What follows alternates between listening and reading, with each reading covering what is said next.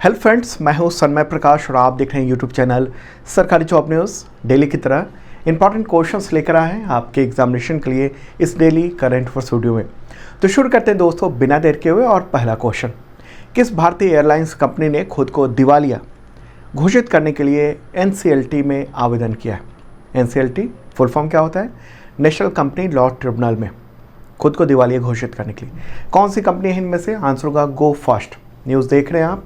Bankruptcy के लिए apply किया है और अपनी फ़्लाइट्स को सस्पेंड कर दिया है, यानी फ़्लाइट नहीं उड़ेंगी अगले 3 दिनों के लिए। और आगे क्या होगा अब पता नहीं क्या होगा इस कंपनी का, क्या बंद होने वाली है, क्या होगी अब। तो ये NCLT और फिर सरकार इस पर डिसीजन लगी। हुआ क्या है तो देखिए, ये विमानन कंपनी है देश की और आर्थिक तंगी की वजह से जूझ रही थी और दिवालिया घोषित करने का खुद का फैसला ले लिया है। अच्छा, इससे पहले आपको पता होगा एक और कंपनी जो जेट एयरवेज थी, वो 2019 में आर्थिक संकट की वजह से ही वो कंपनी बंद हुई थी, या कहें फ़्लाइट ऑपरेशन बंद हो गया था। कंपनी तो अभी भी है लेकिन कोई भी उड़ान नहीं होती। तो अभी क्या हुआ है, गो फर्स्ट जो एयरलाइंस है ये सस्ती एयरलाइंस है, कम पैसे में आपको देश में कहीं भी जाने की ज़रूरत है तो वो उससे जा सकते थे अभी तक। तो उसने NCLT यानी नेशनल कंपनी लॉ ट्रिब्यूनल में स्वैच्छिक दिवाला समाधान के लिए आवेदन दिया है। और अगर हम कहेंगे एविएशन कंपनी ऐसी कौन सी है पहली जिसने खुद को दिवालिया घोषित करने के लिए वो खुद पहुंच गया NCLT में, तो ये यही कंपनी है, गो फर्स्ट है। ओके, इससे पहले जेट एयरवेज का भी मामला पहुंचा था दिवालिया घोषित करने के लिए, लेकिन वो पूरी प्रक्रिया हो नहीं पाई थी। ओके, लेकिन वो स्वैच्छिक नहीं था। फिर उसमें क्या हुआ कि इन्वेस्टर्स ने और जिन लोगों ने बैंकों ने लोन दिया था वो सारी कंपनियां, वो बैंक जो है वो दिवालिया घोषित करने के लिए उसको बेचने के लिए, यानी जेट एयरवेज को बेचने के लिए वो पहुंचे थे। यहाँ क्या हुआ है, NCLT में खुद गो एयर पहुंचे और अभी फ़िलहाल 3 दिन के लिए उड़ान और बुकिंग सब कुछ रोक दिया गया है। तमाम जो इसके विमान हैं, एयरक्राफ्ट है, पैसेंजर एयरक्राफ्ट, उसको ग्राउंड कर दिया गया है, नहीं एयरपोर्ट पर वो खड़े हैं। देखिए, ये कैश एंड कैरी मोड में अपना फ़्लाइट ऑपरेशन करती है। मतलब क्या हुआ कि ये एयरलाइंस हर दिन के हिसाब से जितना उड़ान भरती है उसके मुताबिक फ्यूल के लिए भुगतान करती है। उसके पास नकदी की कमी है। अब सवाल ये है कि नकदी की कमी क्यों हो गई, दिवालिया की स्थिति क्यों हो गई इस कंपनी के साथ जो कि अच्छी खासी चल रही थी। और एक प्रमुख देश की जो औद्योगिक घराना है देश का, वाडिया समूह, उसके स्वामित्व की ये कंपनी है और वो दिवालिया होने जा रही है, दिवालिया होने की कोशिश में लगी हुई है। क्या मामला है? दरअसल मामला ये है कि इसका प्रमुख कारण इंजन की सप्लाई से जुड़ी हुई समस्या है। जो विमान है, एयरक्राफ्ट है, उसका इंजन जो है ना वो उसका मैन्युफैक्चरर है प्रैट एंड व्हिटनी यानी PW। तो उसी को इंजन की सप्लाई करनी थी, लेकिन इंजन टाइम पर सप्लाई नहीं हो सका।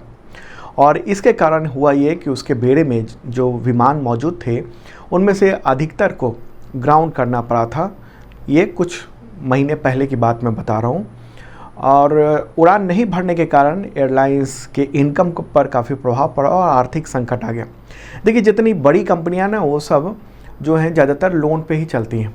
इन्वेस्टर तो पैसे लगाते हैं, साथ में वो कंपनियां मार्केट से या बैंक से लोन लेकर वो अपना खर्च चलाती हैं। ठीक है, और इसका तो सारा का सारा काम जो है, जितनी फ़्लाइट्स उड़ेंगी उतना ही ज़्यादा इनकम होगा इसका। फ़्लाइट्स नहीं उड़ेंगी तो उस पर जो खर्च है, मतलब अगर विमान किसी एयरपोर्ट पर खड़ा भी है तो उसका भी पार्किंग चार्ज लग रहा है, उनमें खर्चे ही खर्चे हैं। तो खड़े रहने पे भी खर्चा है और उड़ने पे इनकम है, तो वही गड़बड़ हो गया। दरअसल क्या हुआ कि जो नियो इंजन होता है, A20 इंजन, जो इस तरह का इंजन हुआ, उसके लिए गो फर्स्ट ने प्रैट एंड व्हिटनी कंपनी के साथ समझौता किया हुआ था। उसमें यह था कि अगर इंजन में कुछ खराबी आती है, जो भी इंजन है जो इस्तेमाल हो रहा है, तो 48 घंटे के अंदर में स्पेयर इंजन देना होगा और सभी इंजन की वारंटी होने के कारण और इसकी मरम्मत भी फ्री में करनी होगी। लेकिन हुआ कि उस कंपनी ने ऐसा, गो एयर का आरोप है कि इस कंपनी ने वो इंजन दिए ही नहीं। तो ऐसे में क्या हुआ, इनके विमान जो है खड़े रह गए और नुकसान बढ़ता चला गया। वर्ष 2020 से ही इंजन की समस्या हो रही है और हाल के महीनों में इंजन की समस्या बहुत ज़्यादा बढ़ी है। प्रैट एंड विटनी उसके जो इंजन थे उसमें बहुत सारी गड़बड़ी हुई और उसकी वजह से जो ग्राउंडेड विमानों का परसेंट था 7% से बढ़कर 2019 में 7% था और 2020 में ये 31% हो गया और 2022 में यानी पिछले साल 50% उसके जो विमान थे वो खड़े हो गए। तो शर्तों को पूरा नहीं किया प्रैट एंड विटनी ने और इसको लेकर गो फर्स्ट ने सिंगापुर इंटरनेशनल आर्बिट्रेरी सेंटर तो वहाँ पर 8,000 करोड़ रुपए से अधिक का मुआवजा भी मांगा हुआ है उस कंपनी से। लेकिन वो चूँकि मामला चल रहा है और इस कंपनी का कहना है कि यानी गो फर्स्ट का कहना है कि करीब 10,000 करोड़ रुपए का लॉस हुआ है इस पूरे जो घटनाक्रम हुआ है उसकी वजह से। तो अब जो है ना गो फर्स्ट की बाज़ार हिस्सेदारी वो भी घट चुकी है। 8.4% थी जनवरी 2023 में और अभी 6.9% ही रह गई है जो बाज़ार हिस्सेदारी है वो। ओके, तो एक अच्छी खासी कंपनी जो कि भारतीयों को सस्ते में हवाई जहाज़ पे बैठने ओढ़ने का एक मौका देती थी, उस कंपनी के दिवालिया होने की स्थिति आ गई है, बंद होने की स्थिति आ गई है, ये हुआ है। गो फर्स्ट ये जो कंपनी है वो जो व्यापार समूह है, बिजनेस ग्रुप है, वाडिया समूह उसका स्वामित्व है और 2005 में स्थापित हुई थी ये कंपनी। चेयरमैन है इसके यानी गो फर्स्ट के नुस्ली वाडिया और सीईओ हैं कौशिक खोना। हालांकि सरकार ने एक कोशिश की है, केंद्र सरकार ने, जैसे अभी जो एविएशन मिनिस्टर हैं केंद्र सरकार में ज्योतिरादित्य सिंधिया, तो उनका ये कहना है कि हम इस कंपनी को बचाने के लिए कोशिश कर रहे हैं। अब देखते हैं क्या होता है, कहीं इसकी हालत जेट एयरवेज की तरह ना हो जाए। एक तरफ तो देख रहे हैं हम कि एयर इंडिया जैसी जो कंपनी है जो कि बहुत विस्तार ले रही है, इतने सारे जहाज़ का ऑर्डर भी दिया हुआ उसने, और दूसरी तरफ जो लो कॉस्ट कंपनी है गो फर्स्ट ये बर्बाद ना हो जाए। चलिए दोस्तों अब आगे बढ़ते हैं, अगला क्वेश्चन लेते हैं। और हाँ, ये सब जो मैंने बताया थोड़ा डिटेल में ये समझना ज़रूरी है क्योंकि एग्जामिनेशन में चाहे यूपीएससी हो, बीपीएससी हो, यूपीएससी हो, अर्थव्यवस्था से रिलेटेड अगर कोई क्वेश्चन होता है तो इस तरह के क्वेश्चन आ सकते हैं कि आपके एग्जामिनेशन में, और जो तमाम एसएससी के एग्जामिनेशन है, दूसरे एग्जामिनेशन, उसमें भी इस तरह के क्वेश्चन इंपॉर्टेंट होते हैं। चलिए दोस्तों आगे बढ़ते हैं, अगला क्वेश्चन लेते हैं और पसंद आ रहा हो एक लाइक बटन जरूर दबा देना। क्वेश्चन हुआ विश्व प्रेस स्वतंत्रता दिवस कब मनाया था? World press freedom day. Answer होगा इसका 3 मई यानी आज ही के दिन। और 2023 की थीम अगर हम बात करेंगे क्या है, ये थीम है shaping a future of right freedom of expression as a driver for all other human rights. मतलब क्या हुआ हिंदी में अगर कहेंगे तो अधिकारों के भविष्य को आकार देना, अभिव्यक्ति की स्वतंत्रता सभी मानवाधिकारों के नेतृत्वकर्ता के रूप में। ठीक है, और ये जो विश्व प्रेस स्वतंत्रता दिवस है ये पहली बार यूनेस्को के जो सामान्य सम्मेलन है उसकी सिफारिश के बाद 1993 में पहली बार मनाया गया था और हर साल ये 3 मई को आयोजित होता है। ये प्रेस की स्वतंत्रता के लिए बहुत ज़रूरी है क्योंकि ये लोगों को एक लोकतांत्रिक समाज में जो मीडिया की जो महत्वपूर्ण भूमिका है उसको याद दिलाता है। तो इस दिवस को लेकर संयुक्त राष्ट्र के महासचिव एंटोनियो गुटेरेस ने कुछ बयान भी जारी किया है और उनका कहना है कि 2022 में यानी पिछले साल दुनिया में कम से कम 67 मीडिया कर्मी मारे गए थे, उन पर हमले हुए थे, मारे गए। और पिछले साल जो है वो 50% हमले बढ़े हैं पत्रकारों पर। 3/4 महिला पत्रकारों ने ऑनलाइन हिंसा का अनुभव किया है। ठीक है, तो इससे रिलेटेड हर साल ना एक रिपोर्ट भी जारी होती है, प्रेस फ्रीडम इंडेक्स। तो जैसे जारी होगा फिर मैं आपको उसके बारे में बताऊंगा। चलिए दोस्तों आगे बढ़ते हैं, अगला क्वेश्चन लेते हैं। ICC T20 international team ranking जो कि मई 2023 में जारी हुई है उसमें भारत का स्थान क्या है? भारत की रैंकिंग क्या है? आंसर का फर्स्ट। पहली रैंकिंग है इंडिया की, हिंदू में न्यूज़ भी देख रहे हैं, और इंडिया ने ऑस्ट्रेलिया को पीछे छोड़कर नंबर 1 का खिताब प्राप्त कर लिया है। ओके, तो ICC T20 international team ranking ये 2 मई को जारी हुई है। तो मेरे बगल में रैंकिंग भी देख रहे हैं आप, नंबर 1 इंडिया है, सेकंड पर ऑस्ट्रेलिया, थर्ड पे इंग्लैंड, फोर्थ पे साउथ अफ्रीका है, फिफ्थ पे न्यूजीलैंड है, सिक्स पे पाकिस्तान, सेवन्थ पे श्रीलंका है, eighth pay West Indies, ninth पे बांग्लादेश और 10th पर है जिम्बाब्वे। ओके, तो एक इम्पॉर्टेंट बात। चलिए अब आगे बढ़ते हैं दोस्तों, अगला क्वेश्चन लेते हैं, महत्वपूर्ण क्वेश्चन है ये भी। अंडमान और निकोबार थिएटर कमांड, उसके नए कमांडर इन चीफ कौन नियुक्त हुए हैं? इस थिएटर कमांड की बात हो रही है। भारत में एक ही थिएटर कमांड है और वो है Andaman Nicobar theatre command. Theatre command का मतलब हुआ कि तीनों सेनाओं का एक सम्मिलित रूप से एक पूरा इकट्ठा एक ही जगह, और उसका नेतृत्व एक ही व्यक्ति करता है, कोई भी एयरफोर्स, नेवी या आर्मी से कोई एक व्यक्ति। तो उसके उस थिएटर कमांड के कमांडर इन चीफ कौन नियुक्त हुए? इसका आंसर होगा एयर मार्शल साजू बालाकृष्णन। ठीक है, एयर मार्शल साजू बालाकृष्णन। और आपको मैं ये दिखा दूँ, ये पीआईबी की ओर से जारी हुआ है और ये देख रहे हैं नाम एयर मार्शल साजू बालाकृष्णन, वो कमांडर इन चीफ बनाए गए हैं अंडमान एंड निकोबार कमांड के। और इस पद का क्या नाम है? CINCAN, यानी commander in chief Andaman Nicobar. Okay, आपको पता हुआ है, जैसे मैंने पहले बताया कि देश में एकमात्र ये थिएटर कमांड है और ट्राई सर्विस थिएटर कमांड कहते हैं इसको। इसमें आर्मी, नेवी और एयरफोर्स का संयुक्त बल होता है और इसकी स्थापना यानी अंडमान निकोबार थिएटर कमांड की स्थापना 2001 में की गई थी। और ये सही साबित होता है युद्ध के दौरान, जब तीनों सेनाओं के बीच में समन्वय हो जाता है, कोऑर्डिनेशन हो जाता है।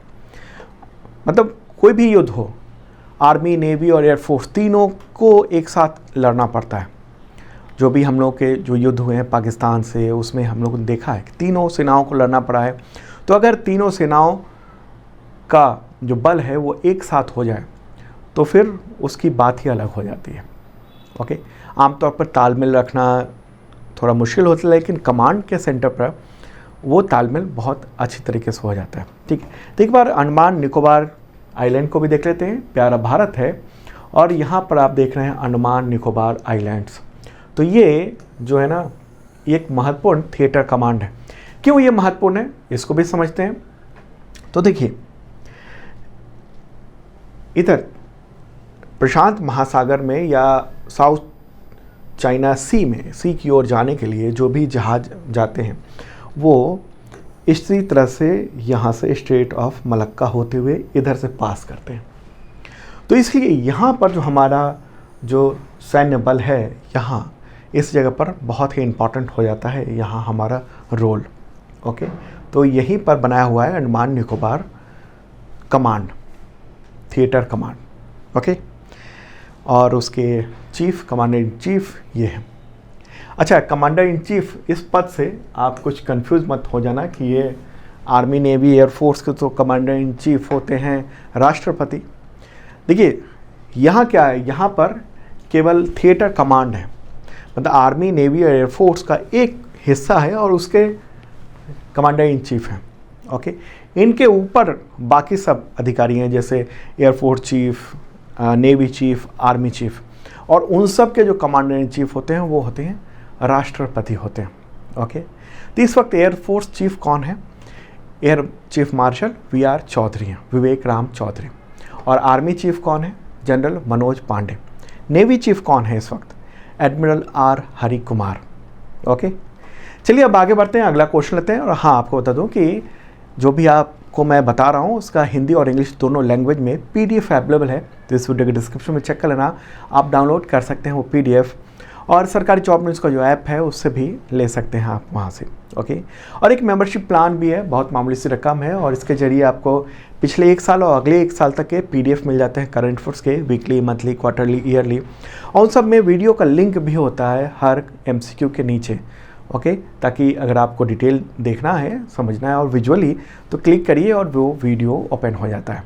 ओके, तो एक बहुत ही इम्पॉर्टेंट है आपके एग्जामिनेशन के लिए। साथ में इस मेंबरशिप के साथ खास तौर पर मॉक टेस्ट और टेस्ट सीरीज़ होते हैं। तो इतने तरह के टेस्ट सीरीज़ अवेलेबल हैं, daily mock test, weekly mock test, monthly mock test, ये करंट अफेयर्स के। इसके अलावा UPSC का टेस्ट सीरीज़ है जिसमें तमाम करंट अफेयर्स के अलावा अलग अलग सब्जेक्ट के भी क्वेश्चन हैं। UPSC, EPFO, BPSC का टेस्ट सीरीज़ है, बिहार SI, UPSC जो PCS एग्जामिनेशन है उसका टेस्ट सीरीज़ है, UPSSC, PET, SSC के तमाम एग्जामिनेशन, चाहे फेज 11 हो, GD हो, CHSL, CGL, MTS, इन सब के टेस्ट सीरीज़ अवेलेबल हैं। CISF, CRPF, MP PB, MPSC, इन सब के टेस्ट सीरीज़ अवेलेबल, और वो सब एक ही मेंबरशिप के जरिए आप तमाम टेस्ट सीरीज़ में पार्टिसिपेट कर सकते हैं। साथ में PDF भी प्राप्त कर सकते हैं करंट अफेयर्स का, तो डिस्क्रिप्शन में चेक कर लेना इस वीडियो के। अगला क्वेश्चन दोस्तों, किस पॉलिटिकल पार्टी के चीफ के पद से शरद पवार ने इस्तीफा दे दिया? आंसर होगा इसका NCP यानी नेशनलिस्ट कांग्रेस पार्टी। ठीक है, तो 2 मई को उन्होंने अध्यक्ष पद से, NCP के अध्यक्ष पद से इस्तीफा देने का ऐलान कर दिया, और उन्होंने कहा कि भले ही मैं अध्यक्ष पद से हट रहा हूं, लेकिन सार्वजनिक और राजनीतिक जीवन से अभी रिटायर नहीं ले रहा हूं। और कल ही उन्होंने यानी 2 मई को उन्होंने एक आत्मकथा उसको भी लॉन्च किया, रिलीज किया। उसका नाम है लोक भूल भुलैया संगति। क्या नाम है? लोक भूल भुलैया संगति। तो NCP की स्थापना, यानी NCP से पहले शरद पवार कांग्रेस में थे, और बाद में फिर इन्होंने करीब 24 साल पहले नेशनलिस्ट कांग्रेस पार्टी बनाई थी, एक पार्टी, और उसके राष्ट्रीय अध्यक्ष से थे। 24 साल से वो पार्टी की कमान संभाल चुके हैं। 4 बार वो महाराष्ट्र के मुख्यमंत्री भी रह चुके हैं। तो एक इम्पॉर्टेंट पर्सनालिटी है, महाराष्ट्र में इनका सिक्का चलता है, एक तरह से कह सकते हैं आप। ओके, और अभी ये भी देखने को मिला था कि इनकी पार्टी को तोड़ने की कोशिश हो रही थी, तो उसमें ये भी माना जा रहा है कि एक तरह का इनकी एक चाल है, ताकि जो इनकी पार्टी को तोड़ने में लगे हुए हैं, जो पॉलिटिकल पार्टी जो कोशिश कर रही है, जो सत्ताधारी है इस देश में, तो उसके मंसूबे पूरे ना हो पाए। तो ये भी माना जा रहा है कि ये भी एक कदम था इनके इस्तीफा देने का। इससे पार्टी मजबूत हो सकती है, एकजुट हो सकती है। देखते हैं आगे क्या होता है। खैर चलिए अब आगे बढ़ते हैं दोस्तों। क्वेश्चन होगा, आसियान भारत समुद्री अभ्यास यानी AIME M23 ये किस देश में आयोजित हुआ है? आंसर होगा इसका सिंगापुर। ठीक है, तो इस सिंगापुर में ये आयोजित हुआ है, और उसमें भारतीय जो नौसेना है उसका 2 जहाज गए हैं, INS सतपुरा और INS दिल्ली। तो ये दोनों मैरीटाइम एक्सरसाइज में पार्टिसिपेट कर रहे हैं। ये फोटोग्राफ देख रहे हैं आप, ये दोनों जो जहाज हैं वो वहाँ पहुँचे। तो ये जो अभ्यास है ये 2 से 8 मई तक 2 चरणों में ये चल रहा है।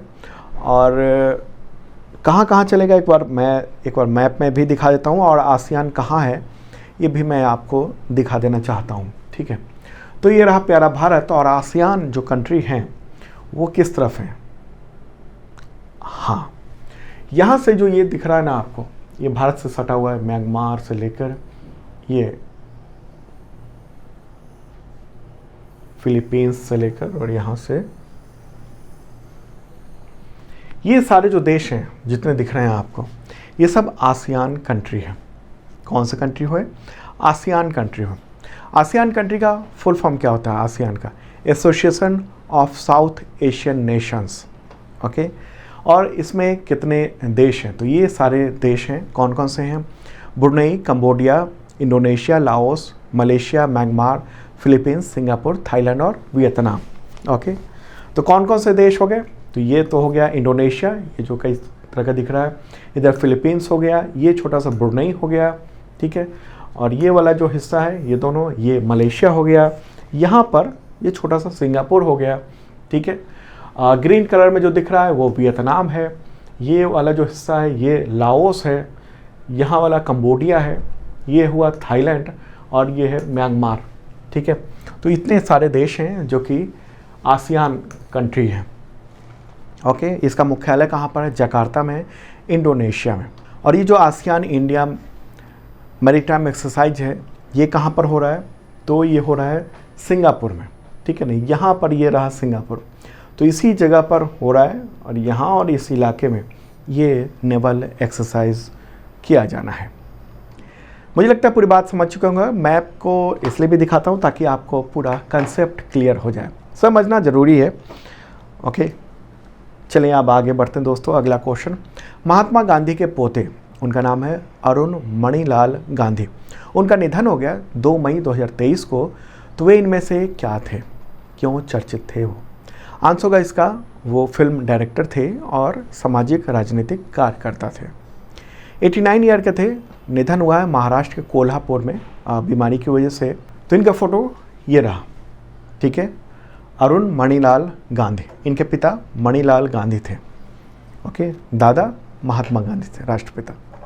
अगला क्वेश्चन दोस्तों, पुस्तक है सौराष्ट्र तमिल संगम प्रशस्ति, उसका विमोचन यानी उसको रिलीज किसने किया है?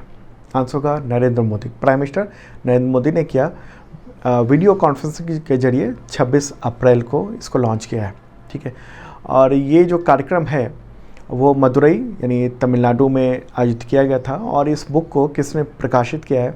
तो सोमनाथ संस्कृत विश्वविद्यालय ने। कई सारे राइटर हैं, तो अगर हम कहेंगे कि किसने जारी किया है, मतलब किसने पब्लिश किया है, सॉरी, तो वो पब्लिश किया है सोमनाथ संस्कृत विश्वविद्यालय ने। ठीक है, चलिए आगे बढ़ते हैं दोस्तों। रणजीत गुहा, उनका निधन हो गया 100 ईयर की उम्र में 28 अप्रैल को। तो इनमें से क्या थे, क्यों पॉपुलर थे वो काफ़ी? आंसर होगा इतिहासकार, इतिहासकार के तौर पर काफ़ी ज़्यादा पॉपुलर थे। उनका निधन हुआ है ऑस्ट्रिया में, यूरोपीय देश है ऑस्ट्रिया, वहाँ पर। और उन्होंने कई बुक्स भी लिखी इतिहास पे। उनकी बहुत ही फेमस बुक ये है, elementary aspects of peasant insurgency in colonial India, यानी औपनिवेशिक भारत में किसान विद्रोह के प्राथमिक पहलू। ये अगला क्वेश्चन, किस देश की टेबल टेनिस खिलाड़ी कासुमी इशिकावा, उन्होंने संन्यास लेने की घोषणा की? काफ़ी पॉपुलर हैं दुनिया में ये टेनिस खिलाड़ी। आंसर होगा जापान, जापान की हैं इशिकावा। और आपको बताऊं कि लगातार 3 ओलंपिक में उन्होंने मेडल दिलाया था अपनी टीम को, महिला टीम को, 2012, 2016 और 2020 में। दुनिया की बेस्ट जो वुमेन टेबल टेनिस प्लेयर हैं उनमें एक माना जाता है इनको। तो दोस्तों ये था इंपॉर्टेंट करंट अफेयर्स। कैसा लगा कमेंट बॉक्स में बता सकते हैं आप। और कल मिलते हैं ताज़ा तरीन कंटेंट के साथ। ओके, और जिन लोगों ने सब्सक्राइब नहीं किया है ज़रूर कर लेना, बेल आइकन दबाएंगे तो नोटिफिकेशन आपको वक्त पे मिल पाएगा। बाय।